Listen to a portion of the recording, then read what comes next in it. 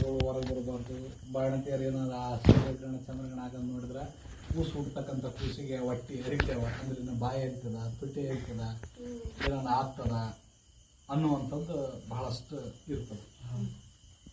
ಈ ಸೂರ್ಯ ಮತ್ತು ಚಂದ್ರರು ಈ ಭೂಮಿಯನ್ನು ಆವರಿಸ್ಕೊಂಡಿದ್ದಾರೆ. ಸೂರ್ಯ ಒಂದು ಗ್ರಹ, ಅದರ ಸುತ್ತಲೂ ಬೇರೆ ಬೇರೆ ಬೇರೆ ಗ್ರಹಗಳು ತಿರ್ತಾವ. ಈ ಭೂಮಿ ಒಂದು ಗ್ರಹ, ಈ ಭೂಮಿ ಉಪಗ್ರಹ ಚಂದ್ರ. ಭೂಮಿ ಉಪಗ್ರಹ ಚಂದ್ರ.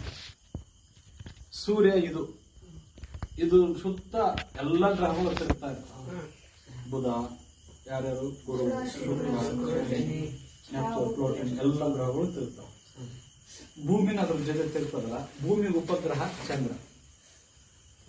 ಸೂರ್ಯ ಅಲ್ಲೇ ಇರ್ತಾನೆ, ಅವನ ಸುತ್ತ ಭೂಮಿ ತಿರುಗ್ತಾನೆ. ಸೂರ್ಯನ ಸುತ್ತ ಭೂಮಿ ತಿರುಗ್ತದೆ. ಒಂದು ಸಲ ಸೂರ್ಯನನ್ನ ಆ ಭೂಮಿ ಪ್ರದಕ್ಷಿಣೆ ಹಾಕಿ ಬರಬೇಕಾದ್ರೆ 1 ತಿಂಗಳ ಟೈಮ್ ತಗೊಂತದೆ, 29 ದಿನ ಟೈಮ್ ತಗೊಂತದೆ. ಇನ್ನ ಬರೀ ಇದ್ರ ಸುತ್ತ ತಿರುಗದಲ್ಲ, ಭೂಮಿ ತನ್ನ ಸುತ್ತಲೂ ತಾನು ತಿರುಗ್ತದೆ. ಒಂದು ದಿನ ಈಗ ನೀ ಎದ್ದ, ಇವನು ಸೂರ್ಯ ನೆಟ್ಟಿಗೆ ಇರ್ತಾನೆ, ನೀ ಎದ್ದ. ಇವನು ಭೂಮಿ ಸುತ್ತ ಇರ್ಬೇಕಲ್ಲ, ಇವ ಹಿಂಗ್ ಸುತ್ತರಂಗಿಲ್ಲ. ಇವ ಏನ್ ಮಾಡ್ತಾನಂದ್ರ ತಾನು ತಿರ್ಕ್ಯಂತ ಸುತ್ತರಿತಾನೆ. ಇವನ ಒಂದು ಸಲ ಹಿಂಗ್ ತಿರುಗಿದಂದ್ರ 1 ದಿನ ಆಗತ್ತ. ಈ ನೇರವಾಗಿ ಇದೇನೈತಲ್ಲ, ಹಿಂಗ ನೇರವಾಗಿದ್ದಂದ್ರ ಇದು ಆಗಲ್ಲ, ನಮಗಾಗಲ್ಲ. ಹಿಂಗ್ ಸುತ್ತಾಡಿದಾಗ ಬೇರೆ ದೇಶದವ್ರ ಇಲ್ಲೆಲ್ಲ ಇವ್ರಿಗಾಗಲ್ಲ.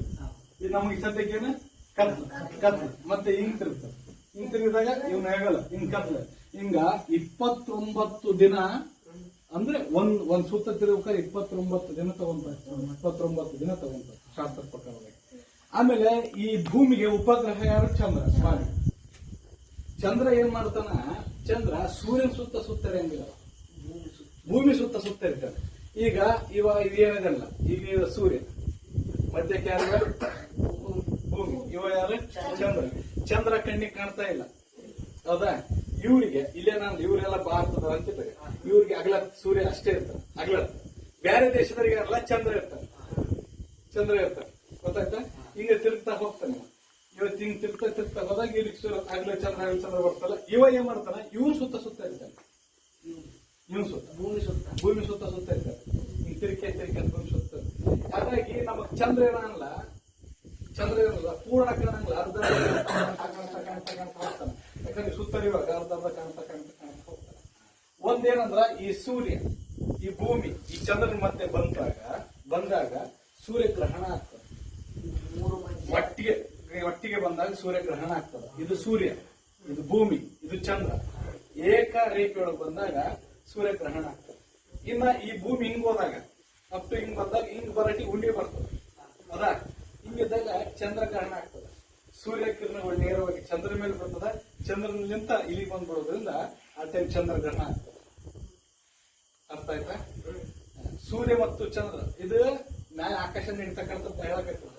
ಸೂರ್ಯ ಸ್ಥಿರ, ಇವ್ ಒಟ್ಟ ಏನ್ ಇದ್ದ ಮುಂದೆ ಅಡ್ಡಿರಂಗಿಲ್ಲ, ಸದಾಕಾಲ ಯಾವಾಗ್ಲೂ ಹಂಗೆ ಇರ್ತಾನೆ. ಇವನು ಭೂಮಿ ಸೂರ್ಯನ ಸುತ್ತ ಇರ್ತಾನೆ, ಇವನು ಚಂದ್ರ ಇವನು ಸುತ್ತ ಇರ್ತಾನೆ. ಹಾಗಾಗಿ ಸೂರ್ಯ ಮತ್ತು ಚಂದ್ರನ ಮಧ್ಯೆ ಭೂಮಿ ಬಂದಾಗ, ಅಂದ್ರೆ ಇವ ಚಂದ್ರ ಹಿಂದಕ್ಕೆ ಬಾ, ಸೂರ್ಯ ಇದು ಭೂಮಿ ನಡ್ಬೇಕು. ಸೂರ್ಯ ಚಂದ್ರನ ಮಧ್ಯೆ ಭೂಮಿ ಬಂದಾಗ ಸೂರ್ಯಗ್ರಹಣ. ಯಾಕಂದ್ರೆ ನೇರವಾಗಿ ಸೂರ್ಯ ಇಲ್ಲಿ ಬರ್ತಾನ, ಹೌದಾ? ಅಲ್ಲ, ಸೂರ್ಯ ಮತ್ತು ಚಂದ್ರನ ಮಧ್ಯೆ ಭೂಮಿ ಬಂದಾಗ ಚಂದ್ರಗ್ರಹಣ ಆಗ್ತದ. ಅರ್ಥ ಆಗ್ತದ? ಎಲ್ಲಿ ಅರ್ಥ ಆಗ್ತಿ? ಈಗ ಇದು ಭೂಮಿ, ಹೌದಾ? ನೇರವಾಗಿ ಇದು ಭೂಮಿ ಏನೈತಲ್ಲ, ಸೂರ್ಯ ಮತ್ತು ಚಂದ್ರನ ಮಧ್ಯೆ ಭೂಮಿ ಬಂದಾಗ ಯಾವ ಗ್ರಹಣ ಪ್ರಾರಂಭ? ಚಂದ್ರಗ್ರಹಣ ಪ್ರಾರಂಭ ಆಗ್ತದೆ. ಯಾವ ಕಡೆ ಚಂದ್ರಗ್ರಹಣ ಕಾಣುತ್ತೆ? ಇವ್ರಿಗೆ ಕಾಣುತ್ತೋ? ಈ ಕಡೆದವ್ರಿಗೆ ಮಾತ್ರ ಕಾಣುತ್ತೆ, ಇವರಿಗೆ ಕಾಣಂಗಿಲ್ಲ. ಅಂದ್ರೆ ಇವ್ರಿಗೆ ಅಗಲತ್ತಿರ್ತದೆ, ಹೌದಾ? ಇವರಿಗೆ ರಾತ್ರಿ ಇರ್ತದೆ, ಇವ್ರಿಗೆ ಚಂದ್ರಗ್ರಹಣ ಆಗ್ತದೆ. ಸುತ್ತರಿತ ಹಿಂಗ್ ಬಂದಾಗ ಭೂಮಿ ಸೂರ್ಯರ ಮಧ್ಯೆ ಚಂದ್ರ ಬಂದಾಗ ಕನ್ಫ್ಯೂಸ್ ಮಾಡಿ ಅದಕ್ಕೆ 2 ಸಲ ಕೇಳಾಗತ್ತೆ ನೀವು 2 ಸಲ ಚಂದ್ರಗ್ರಹಣ ನಮ್ದು ಬೆಳಕು ಶಿವನ ಮೇಲೆ ಬಿದ್ರೆ ಚಂದ್ರಗ್ರಹಣ ಆಗ್ತೈತಿ ಭೂಮಿ ಮೇಲೆ.